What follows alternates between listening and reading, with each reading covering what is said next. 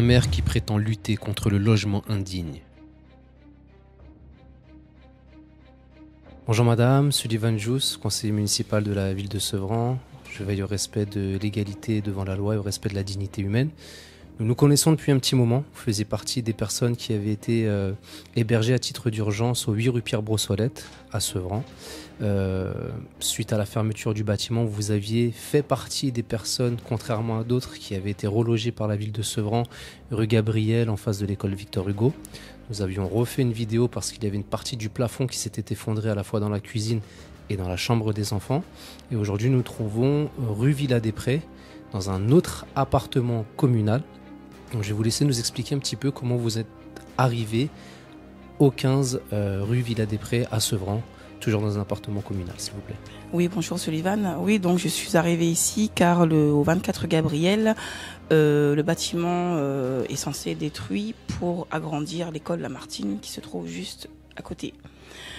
Je devais déjà déménager depuis le 10 décembre. Ça a été repoussé parce que les autres locataires ont tapé du poing sur la table parce qu'on a été prévenus à la dernière minute. Donc ça a été repoussé. Donc je suis arrivée dans les lieux ici, donc à rue Villa-des-Prés, ça fait 2 semaines.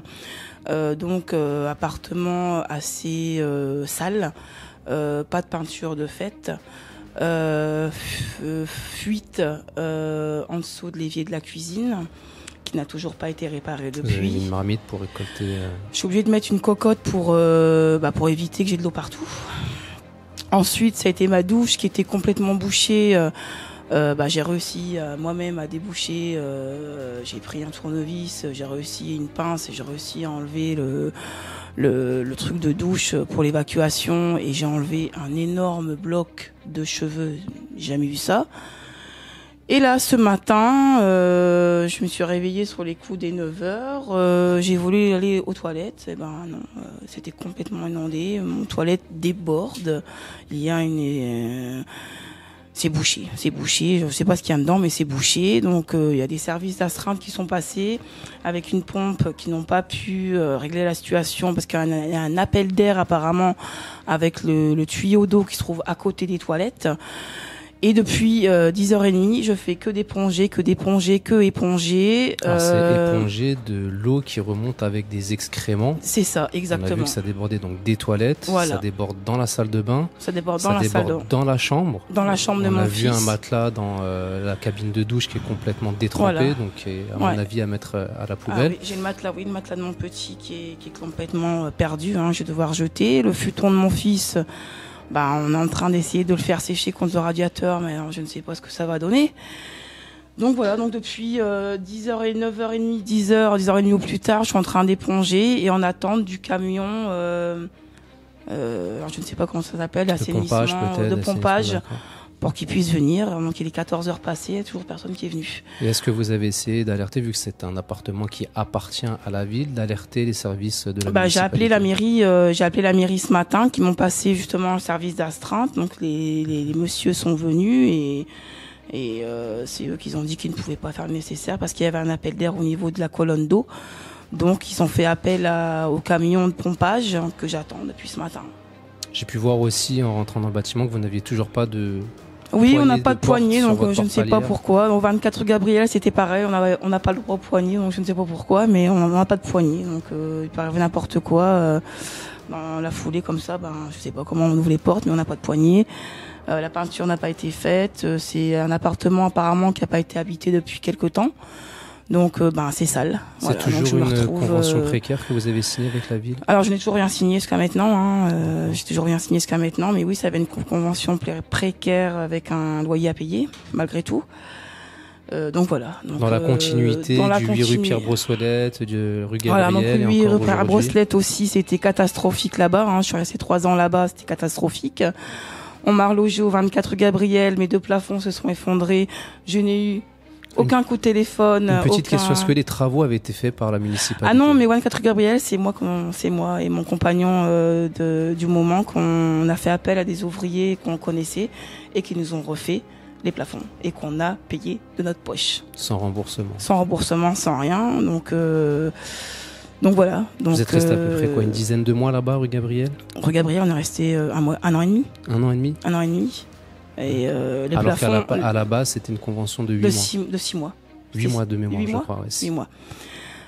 Oui, donc les plafonds se sont effondrés, ils auraient dû être sécurisés, ça n'a pas été fait. Ils ont juste venu ramasser les gravats dans la chambre et dans la cuisine, mais rien n'a été fait. On a dû faire ça de nous-mêmes. Alors j'ai une petite question concernant cette convention, parce qu'elle stipulait que la ville devait vous accompagner en vue d'obtenir un logement pérenne et d'avoir un accompagnement jusqu'à retrouver une situation stable. Est-ce que cela a été le cas? Non, ça n'a pas été fait. Ils m'ont proposé, avant cet appartement actuel, ils m'ont proposé un autre appartement dans cette rue ici, complètement insalubre, la peinture qui s'écaille, les fissures dans les plafonds, donc j'ai refusé. Donc j'avais visité celui-là. Et j'avais demandé que la peinture soit faite avant mon arrivée, ça n'a pas été fait.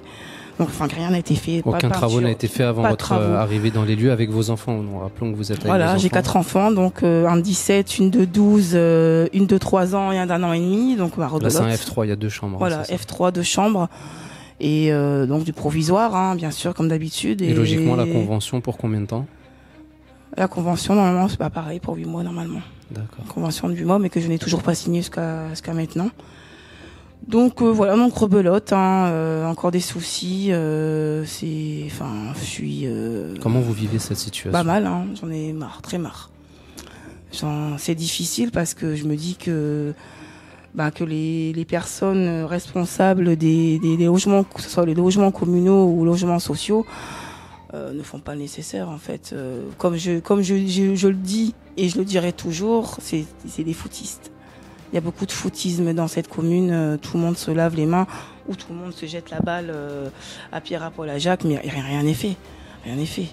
Je veux dire, c'est quand même aberrant de laisser que ça soit moi ou d'autres familles dans des situations malheureuses comme ça. C'est pas possible, faut que ça bouge. Et vos enfants qui grandissent, qui ont quand même une certaine conscience des choses aujourd'hui? Mes enfants grandissent,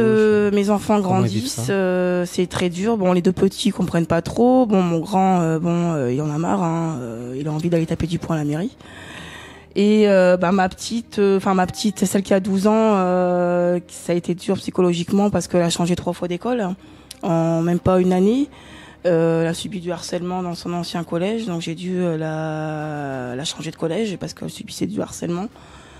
Donc c'est assez difficile. Dans cette ville, c'est très très difficile. Cette commune, c'est très difficile. Il faut vraiment que ça bouge.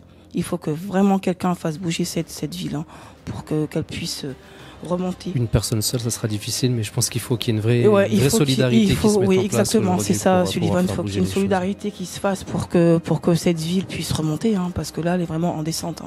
Elle est en descente totale. Vous me disiez que vous envisagiez peut-être de quitter le territoire sévranais? Oui, je compte quitter l'Île-de-France complètement. Je suis originaire du Pas-de-Calais et je compte retourner dans le Pas-de-Calais. J'attends de pouvoir remplir mon dossier papier avec la directrice adjointe des logements. Pour pouvoir quitter définitivement l'Île-de-France parce que... Mais si les choses s'étaient passées dans un autre contexte et que vous aviez pu avoir une situation stable beaucoup plus rapidement, vous auriez pu rester sur ce rang? Oui, si on m'aurait proposé un appartement décent, propre et sécurisé surtout pour mes enfants, je serais resté. Mais là, je peux pas continuer. Le 8 rue Pierre Brosselette, le 24 rue Gabriel, maintenant le 15 Villa d'Après, non. Ça suffit. Ça fait beaucoup. Et moralement, il y a un ras-le-bol. Je ne sais pas quoi faire. Heureusement que les bâtisseurs de l'égalité sont là, que vous êtes là pour pouvoir me soutenir et soutenir aussi d'autres familles qui sont aussi dans des situations difficiles. Et voilà, mais il faut vraiment que quelque chose se fasse pour cette ville parce qu'elle va en descente. En tout cas, vous concernant, comme nous avions pu le faire au préalable, nous allons vous accompagner. Dès lundi, nous irons voir au niveau de la mairie ce qui se passe et faire en sorte que votre situation puisse être régularisée très rapidement, que vous puissiez être mis en sécurité, vous et vos enfants, et voir s'il n'y a pas possibilité de faire accélérer les choses pour vous offrir un logement stable, pérenne, pour que vous puissiez enfin vous installer définitivement, entre guillemets, en tout cas pour une longue période, Oui, avec vos enfants, qui ne soient plus trimballés de droite à gauche. oui, c'est ça. Parce que c'est une instabilité qui peut avoir quand même des conséquences assez fâcheuses sur l'évolution et l'épanouissement d'un enfant. C'est ça, hein. Un adulte a un peu plus de résilience, Oui. mais quand il y a des enfants, et en plus en bas âge comme ça peut être assez compliqué sur le long terme. Donc en tout cas, nous ferons tout le nécessaire pour faire en sorte que vos droits soient respectés et que ces atteintes à la dignité dont vous êtes victime depuis un certain nombre de temps puissent se stopper définitivement. Je vous souhaite beaucoup de courage et je vais vous laisser le mot de la fin. Je pour vous conclure. remercie beaucoup, Sullivan, hein, de vous être déplacé avec votre équipe pour pouvoir constater les dégâts et merci beaucoup. Voilà. En tout cas, on va suivre ça de près. Et puis s'il y a une autre vidéo à faire pour faire un état des lieux, savoir si les travaux ont été faits ou pas réalisés, Oui.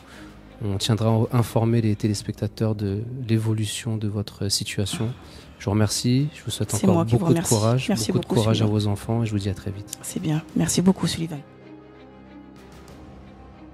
Le jour même, à savoir le samedi 27 mars 2021, les bâtisseurs d'égalité ont appelé le numéro d'astreinte des élus. Ils sont tombés sur M. Bastaro, élu au logement, qui a affirmé être au courant de la situation et avoir appelé Veolia pour que la société vienne déboucher les canalisations en urgence. C'est ce qui a été fait, la famille ayant pu retrouver l'usage de ces sanitaires à 19h30, passant toute une journée sans pouvoir les utiliser.